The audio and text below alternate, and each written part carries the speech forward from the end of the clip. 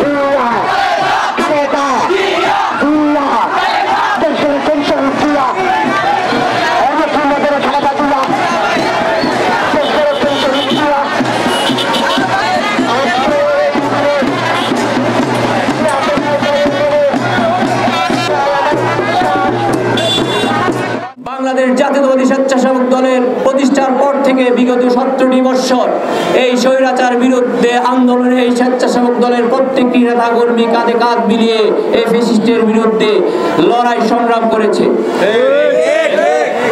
বাংলাদেশের জনগণ লড়াই সংগ্রাম করে এই ফ্যাসিস্টকে বিদায় করেছে, যেন ভবিষ্যতে আর কোন নতুন ফ্যাসিস্ট বাংলাদেশের জনগণকে আবদ্ধ করে রাখতে না পারে।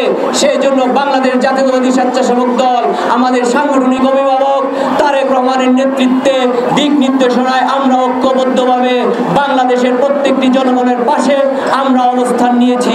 যারাই আমাদের দলের নাম ব্যবহার করে অন্যায় অপকর্ম, সন্ত্রাসী, চাঁদাবাজি, ভূমিদস্যুতা করেছে, দেশনায়ক তারেক রহমান তাদেরকে কিন্তু লাল কার্ড দেখিয়ে দিয়েছে। সিদ্ধিরগঞ্জ থানার 10টি ওয়ার্ডের নেতৃবৃন্দের উদ্দেশ্যে বলতে চাই, যদি আপনারা জনগণের পক্ষে থাকেন, জনগণের বিপদে আপদে পাশে দাঁড়ান, তাহলে দল আপনাদের পুরস্কার করবে। কিন্তু যখনই আপনারা জনগণের কাছ থেকে চাঁদা দাবি করবেন, ভূমিদস্যুতা করবেন, অন্যায় অপকর্ম করবেন, তারেক রহমান কিন্তু আপনাদেরকে লাল কার্ড দেখাবে। বাংলাদেশ জাতীয়তাবাদী স্বেচ্ছাসেবক দলের সিদ্ধিরগঞ্জ থানার নেতা কর্মীদের বলব, আপনারা সুশৃঙ্খলভাবে জনগণের পক্ষে অবস্থান নেন। জনগণ জানি সামনে ইলেকশন, ফেব্রুয়ারি মাসে ইনশাল্লাহ ইলেকশন হবে, সেই ইলেকশনে জনগণের ভালোবাসায় যদি বিএনপি সরকার গঠন করে, ইনশাল্লাহ জনগণকে পক্ষে নিয়ে নতুন বাংলাদেশ বিনির্মাণ করবে আমাদের নেতা, আমাদের সাংগঠনিক অভিভাবক দেশনায়ক তারেক রহমান। সবাইকে উদ্দেশ্য করে